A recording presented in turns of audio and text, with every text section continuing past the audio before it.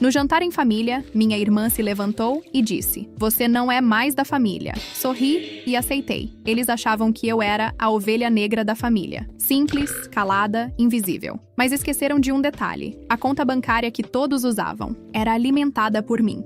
Naquela noite, cancelei tudo.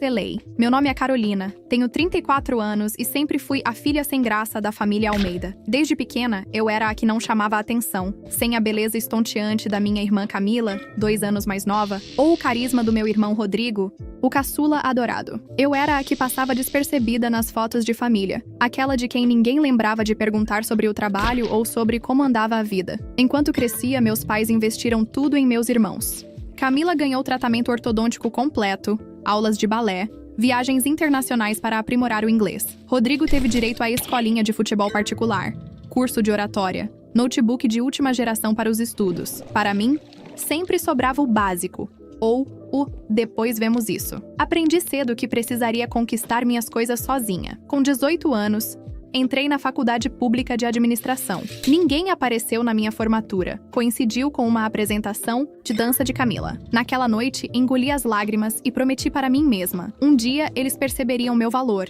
Não pelo que eu aparentava ser, mas pelo que eu realmente era. E assim começou minha jornada silenciosa. Enquanto Camila mudava de emprego a cada 6 meses por não se sentir realizada e Rodrigo tentava empreender com o dinheiro dos meus pais, eu trabalhava incansavelmente. Comecei como estagiária em uma empresa de tecnologia, aceitando qualquer hora extra, qualquer projeto adicional. Dormia pouco, estudava muito, economizava cada centavo. Quando completei 25 anos, já era gerente de projetos. Aos 28, diretora de operações. Aos 30, fui convidada para a sociedade em uma startup de soluções financeiras. Nosso app de gestão patrimonial decolou. E em 2 anos, tínhamos mais de 1 milhão de usuários. Uma multinacional nos comprou. E de repente, sem alarde, sem ostentação, eu me tornei milionária. Ninguém na minha família sabia. Não por segredo, mas porque ninguém perguntava. Nas reuniões familiares, enquanto todos comentavam sobre o novo carro de Rodrigo, financiado pelos meus pais, ou as férias de Camila em Paris, também bancadas por eles, eu apenas sorria discretamente com minha roupa simples, meu carro modesto, meu apartamento funcional. Por fora, a mesma Carol de sempre. Por dentro, uma mulher que tinha conquistado mais do que todos eles juntos. Foi na pandemia que tudo começou a mudar. Meu pai perdeu o emprego na construtora onde trabalhou por 30 anos. Minha mãe, sempre dona de casa, entrou em desespero. O salão de beleza que minha irmã tentou abrir faliu em 3 meses. O restaurante onde meu irmão investiu todas as economias não resistiu ao lockdown. Numa noite de março de 2020, recebi uma ligação da minha mãe. Ela estava chorando, desesperada. "Carol, não sei o que fazer. Estamos com todas as contas atrasadas e o banco está ameaçando tomar a casa." Ela soluçava ao telefone, a voz embargada. Senti um aperto no peito. Apesar de tudo, eram minha família. "Quanto vocês precisam, mãe?" Quando ela mencionou o valor, percebi que era apenas o começo de uma longa crise. No dia seguinte, transferi o dinheiro e criei uma conta conjunta familiar. Expliquei que era uma forma de organização financeira. Para tempos difíceis, que eu colocaria um valor fixo todo mês para ajudar nas despesas básicas. "Mas como você tem esse dinheiro, filha? Você trabalha naquela empresinha de computador, não é?" perguntou minha mãe, genuinamente confusa. Engoli seco. "Tenho minhas economias, mãe. E a empresinha vai bem." Foi assim que, sem grandes explicações, tornei-me a provedora silenciosa da família Almeida. Todo mês depositava o suficiente para cobrir aluguel, contas, mercado, plano de saúde e até algumas regalias. Eles pensavam que a conta era uma espécie de fundo emergencial, criado pelo meu pai antes da crise, e que eu apenas ajudava com uma pequena parte. Ninguém questionou muito. Dinheiro entrando, problemas resolvidos. Durante os 2 anos seguintes, observei uma transformação nos gastos da minha família. O que começou como uma ajuda para necessidades básicas, logo se transformou em uma porta aberta para excessos. Camila voltou a fazer tratamentos estéticos caríssimos. Rodrigo comprou um carro novo, alegando que precisava para procurar emprego. Meus pais reformaram a cozinha inteira, porque mereciam um pouco de conforto depois de tanto sofrimento. Enquanto isso, nas reuniões familiares, continuava sendo a mesma Carol invisível. Ninguém perguntava sobre meu trabalho ou minha vida. As conversas giravam em torno das conquistas dos meus irmãos. Conquistas financiadas pelo meu dinheiro sem que eles soubessem. "Nossa, Carol, você devia investir mais em você mesma", disse Camila certa vez, olhando para minhas unhas sem esmalte. "Um tratamento de beleza faria maravilhas." Posso te indicar minha esteticista. Sorri educadamente. Estou bem assim, obrigada. É por isso que você não encontra ninguém. Homem nenhum gosta de mulher desleixada. Ela completou, como se estivesse me fazendo um favor com aquele conselho. Vi minha mãe concordando discretamente com a cabeça. Meu pai fingiu não ouvir, concentrado no celular. Rodrigo soltou uma risadinha. Você devia ouvir sua irmã, Carol. Ela só quer seu bem. Minha mãe finalmente disse, como se eu fosse uma adolescente rebelde e não uma mulher adulta de 34 anos. Respirei fundo. Cada um vive do jeito que escolheu, não é? Esse é o problema, rebateu Camila. Você escolheu essa vidinha medíocre. Trabalho-casa, casa-trabalho, sem ambição, sem sonhos. Dá pena. Aquelas palavras me atingiram como um tapa. Pena? Eles sentiam pena de mim? Eu que sustentava silenciosamente toda aquela estrutura de aparências? Mas engoli a resposta, como sempre fazia. Mudei de assunto e logo fui esquecida novamente na conversa. As situações de desrespeito foram se acumulando. Em um aniversário do meu pai, todos deram presentes caros, com o dinheiro que eu depositava. Eu dei um livro que ele sempre quis, comprado com meu próprio dinheiro, fora da conta conjunta. Ele mal agradeceu, colocando o livro de lado para admirar o relógio que Rodrigo tinha dado. Em outro momento, durante um almoço de domingo, ouvi minha mãe cochichando na cozinha com minha tia. A Carol é um doce de pessoa, mas tão sem sal. Não sei onde erramos com ela. Camila e Rodrigo são tão vivos, tão cheios de presença. Ela parece sempre invisível. Minha tia respondeu em tom de consolo. Mas ela parece bem resolvida com essa vida simples que leva. Nem todo mundo nasceu para brilhar, né? Senti meus olhos marejarem, mas respirei fundo. Aquilo não era novidade para mim. Sempre fui a filha que não brilhava, a que não merecia atenção especial. A gota d'água veio 6 meses atrás, quando percebi que os gastos na conta conjunta haviam duplicado. Ao verificar o extrato, descobri compras absurdas. Uma viagem para Cancún em nome de Camila e seu namorado. Um investimento em criptomoedas feito por Rodrigo. Móveis novos para a sala dos meus pais. Decidi que era hora de uma conversa franca. Marquei um jantar em família, algo raro, já que normalmente era ignorada quando sugeria encontros. Desta vez, para minha surpresa, todos confirmaram presença. Mal sabia eu que eles tinham outros planos para aquela noite.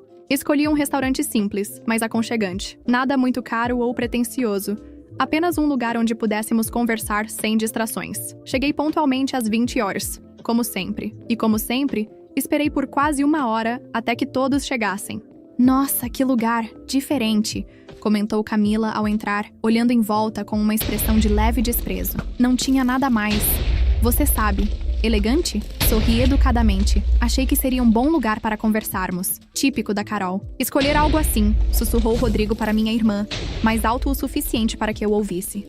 Sempre na economia. Fingi não perceber a alfinetada e seguimos para a mesa. Depois de feitos os pedidos, respirei fundo e comecei a falar sobre o motivo daquele jantar. Queria conversar sobre a conta conjunta da família.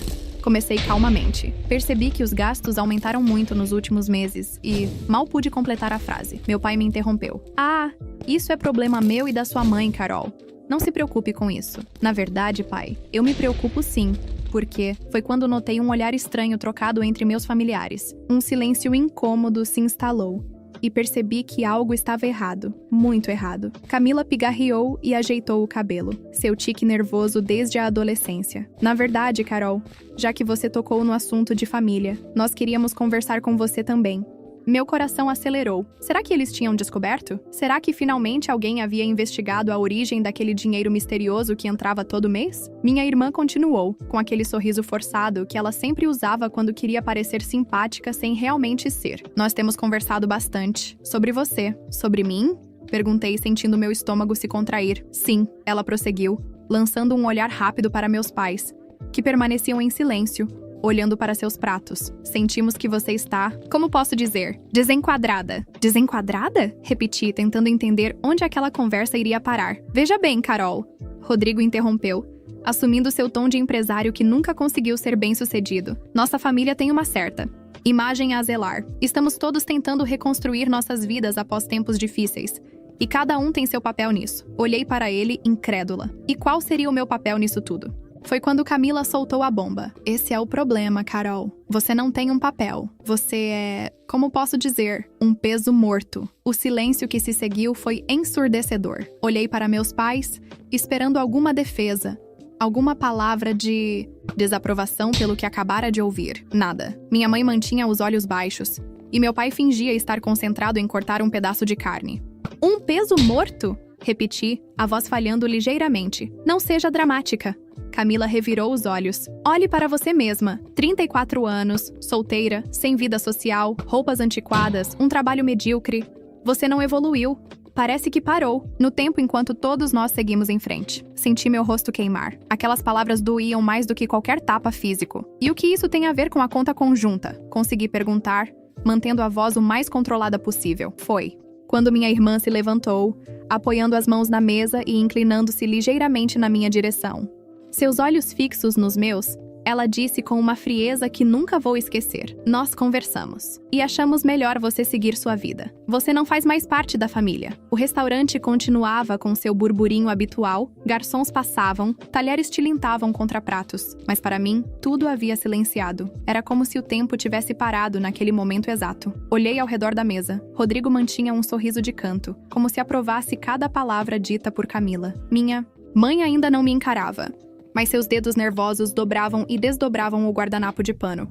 Meu pai, sempre o patriarca, o homem forte da família, apenas suspirou e disse baixinho: "É melhor assim, filha. Você nunca realmente se encaixou." Aquelas palavras vindas dele foram a estocada final. Senti algo se quebrar dentro de mim. Não de tristeza, mas como um vidro estilhaçando. Claro, definitivo, irreparável. O mais surpreendente para mim mesma foi minha reação. Não chorei, não gritei, não implorei por explicações ou por uma chance de me defender. Apenas sorri. Um sorriso calmo, quase sereno, que pareceu desconcertá-los mais do que qualquer reação emotiva teria feito.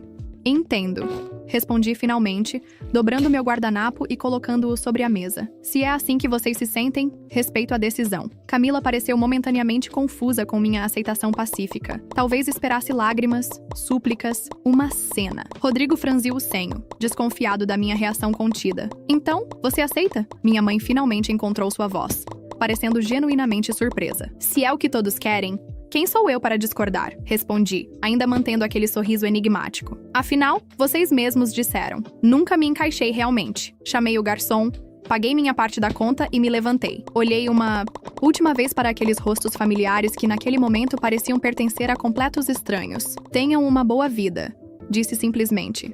E saí. O ar frio da noite me atingiu quando deixei o restaurante. Mas em vez de me sentir destruída, senti uma estranha libertação. Durante toda a vida busquei a aprovação daquela família, me diminuí para não ofuscar meus irmãos, me calei diante de insultos velados. E agora, ironicamente, eram eles que me libertavam daquelas correntes invisíveis. Entrei no meu carro, um modelo básico que escondia perfeitamente o fato de que eu poderia comprar a concessionária inteira, se quisesse. E dirigi até meu apartamento. Não era um lugar luxuoso, mas era aconchegante e bem localizado. Um refúgio que refletia quem eu realmente era. Discreta por fora, rica em possibilidades por dentro. Sentei-me em meu sofá e liguei meu notebook. Acessei minha conta bancária e olhei para o saldo. 8 dígitos que nunca fizeram diferença. Para minha família, porque eles nunca souberam que existiam. Com alguns cliques, acessei a conta conjunta que sustentava o estilo de vida deles há mais de 2 anos. Foi surpreendentemente fácil. Alguns cliques, uma senha, uma confirmação. Cancelei todos os cartões vinculados à conta, bloqueei todos os débitos automáticos e transferi o saldo restante para minha conta pessoal. O sistema me perguntou se eu tinha certeza. E pela primeira vez em muito tempo, não hesitei. Sim, tenho certeza. Fechei o notebook e olhei pela janela. A cidade estava iluminada lá fora, milhares de luzes brilhando na escuridão. Peguei meu celular e desliguei as notificações. Sabia que era apenas questão de tempo até que os telefonemas desesperados começassem. Naquela noite, dormi melhor do que em anos. Sem o peso de carregar uma família que nunca me valorizou. Sem a angústia de ser invisível para as pessoas que deveriam me enxergar primeiro. Sem a dor de amar quem só sabia julgar. Como previsto, no dia seguinte meu celular já mostrava 12 chamadas perdidas. 7 de minha mãe, 3 de Rodrigo, 2 de Camila. Nenhuma mensagem de texto, o que era típico deles. Preferiam o drama imediato de uma ligação a uma comunicação escrita que pudesse ser guardada como prova. Não retornei nenhuma chamada. Segui minha rotina normalmente, fui trabalhar, almocei com colegas, voltei para casa. Apenas no final do dia, quando o número de chamadas perdidas já passava de 20, decidi atender quando o nome da minha mãe apareceu na tela novamente. Alô, respondi, sem emoção na voz. Carol, graças a Deus você atendeu, minha mãe falava, apressadamente, quase sem respirar. Aconteceu algo terrível. A conta, filha, a conta conjunta. Não conseguimos acessar. Os cartões foram bloqueados, não tem dinheiro, o aluguel não foi pago. Seu pai está desesperado. Mantive o silêncio por alguns segundos, apenas ouvindo seus soluços do outro lado da linha. Carol, você está aí? Estou, mãe. Você sabe de alguma coisa? Você consegue entrar na conta? Precisamos resolver isso urgente. O gerente do banco disse que os cartões foram cancelados ontem à noite e... Eu cancelei, mãe. Interrompi, com uma calma que nem eu sabia que possuía. Silêncio do outro lado. O quê? O que você disse? Ela finalmente perguntou, a voz embargada. Eu disse que fui eu quem cancelou os cartões e encerrou a conta. Mas por quê? Como você pôde fazer isso? Você não tinha autorização para... Tinha sim, mãe. Interrompi novamente. A conta era minha. O dinheiro era meu. Outro silêncio. Este mais longo e pesado. Do que você está falando? Ela perguntou. A voz agora um sussurro incrédulo. Aquela conta que vocês usavam há mais de 2 anos? O dinheiro que aparecia misteriosamente todo mês, que pagava o aluguel, as contas, o plano de saúde, as viagens de Camila, os investimentos fracassados de Rodrigo? Era tudo meu, ela ofegou do outro lado da linha. Isso não é possível. Você não teria como. Tenho muito mais do que vocês imaginam, mãe. Sempre tive. Enquanto vocês estavam ocupados demais me julgando por ser simples e sem graça, eu construí a minha vida, minha carreira, meu patrimônio. Sem alarde, sem precisar que ninguém notasse. Carol, eu não entendo. Você está dizendo que... Estou dizendo que aquela empresinha de computador me tornou milionária. Que enquanto vocês compravam roupas de marca com o meu dinheiro, eu usava roupas simples por escolha, não por necessidade. Que enquanto vocês reformavam a casa com o meu dinheiro, eu morava num apartamento modesto porque gosto de praticidade. Ouvi. Um soluço abafado. E agora você decide cortar tudo assim sem aviso? Por causa de uma discussão boba no jantar? Senti uma risada irônica escapar dos meus lábios. Boba? Você chama de discussão boba o momento em que seus filhos me expulsaram da família com sua aprovação silenciosa? Você acha bobo o fato de meu próprio pai dizer que eu nunca me encaixei? Ah, filha, você está exagerando. Camila, é explosiva. Você sabe como ela é. E seu pai só quis dizer que você sempre foi diferente. Não, mãe, não tente minimizar o que aconteceu. Durante toda a minha vida, eu fui a filha invisível, a que nunca recebia atenção, a que tinha que se virar sozinha. Eu aceitei isso, mas quando vocês me disseram que eu não fazia mais parte da família, bem, apenas respeitei a decisão de vocês. Mas Carol, família é para sempre. A gente briga, a gente discute, mas continuamos sendo família. Não, foi o que vocês disseram ontem. E sabe o que é interessante? Durante anos, eu me senti culpada por não ser o que vocês esperavam, por não ser bonita e extrovertida como Camila, por não ser carismática como Rodrigo. Eu tentei compensar, isso sendo útil, ajudando financeiramente quando vocês precisaram. E mesmo assim, não foi suficiente. Ouvi vozes ao fundo, meu pai e provavelmente meus irmãos, discutindo, tentando ouvir a conversa. Carol, por favor, minha mãe implorou. Vamos conversar pessoalmente. Venha até aqui. Vamos resolver isso como família. Não existe mais família. Mãe, vocês deixaram isso muito claro ontem. Mas o que vamos fazer? Como vamos pagar o aluguel? As contas? Senti um aperto no peito ao perceber que a preocupação dela não era ter me magoado, mas sim como sobreviveriam sem meu dinheiro. Façam como eu sempre fiz. Trabalhem, economizem, construam a própria vida. Eu acreditei em vocês quando disseram que não me queriam mais. Agora, acreditem em mim quando digo que não quero mais ajudar. Desliguei o telefone antes que pudesse ouvir mais súplicas. Nos dias que se seguiram, as ligações continuaram. Mensagens começaram a chegar, primeiro de minha mãe, depois de Rodrigo, finalmente até de Camila. Todas com o mesmo tom desesperado, todas evitando assumir responsabilidade pelo que havia acontecido. Filha, por favor, reconsidere. Seu pai está passando mal de preocupação. Carol, vamos conversar como adultos. Aquilo foi um mal-entendido. Mana, desculpa se fui dura com você. Você sabe que te amo, né? Não respondi a nenhuma delas. Não por vingança, mas porque finalmente havia entendido. Aquele amor era condicional. Eles me queriam de volta não pela pessoa que eu era, mas pelo dinheiro que eu representava. Uma semana depois, recebi uma visita inesperada no escritório. Rodrigo apareceu, visivelmente desconfortável por estar ali, olhando em volta como se estivesse pisando em território desconhecido. Senhorita Carolina, seu irmão está aqui, anunciou minha secretária, com uma expressão que denunciava que ela já sabia de toda a história. Pode mandá-lo entrar, respondi, mantendo a compostura profissional. Rodrigo entrou, hesitante. Pela primeira vez, ele via meu escritório. Amplo, elegante, com vista para a cidade. Ele viu meu nome na porta com o título de diretora executiva. Viu os prêmios de inovação nas paredes, as fotos com personalidades importantes do setor. Vi seus olhos se arregalarem ao perceber que sua irmã, sem graça, comandava um império. Carol, isso tudo é seu? Ele perguntou, parecendo genuinamente impressionado. Sim, Rodrigo. Isso tudo é meu. O que posso fazer por você? Ele engoliu, em seco.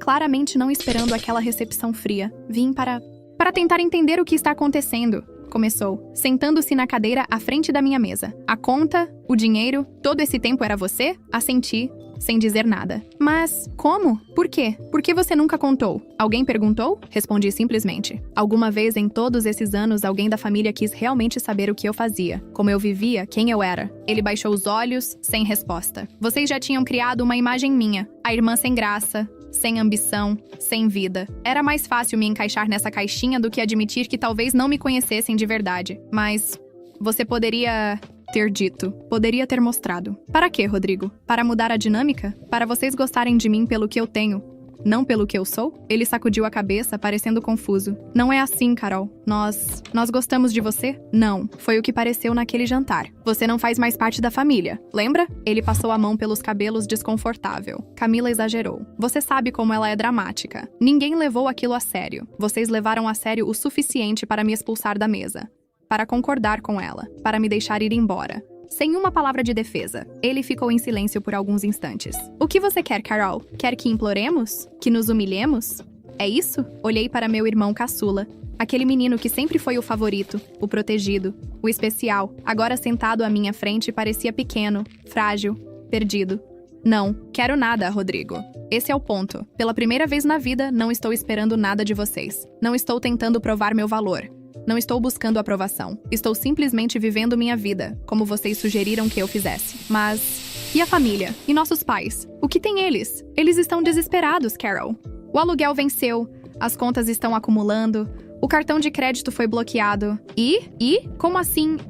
São nossos pais? Sim, são nossos pais. Os mesmos que passaram a vida inteira favorecendo você e Camila. Os mesmos que nunca me defenderam quando fui humilhada. Os mesmos que concordaram silenciosamente quando fui expulsa da família. Por que eu deveria continuar sustentando-os? Ele engoliu em seco, sem argumentos. O que vocês querem de mim, Rodrigo? Querem que eu volte a depositar dinheiro numa conta para vocês gastarem? Querem que eu finja que nada aconteceu? Que eu continue sendo a invisível, a irmã sem graça, que agora é útil porque tem dinheiro? Não é assim. É exatamente assim. Interrompi, levantando a voz pela primeira vez.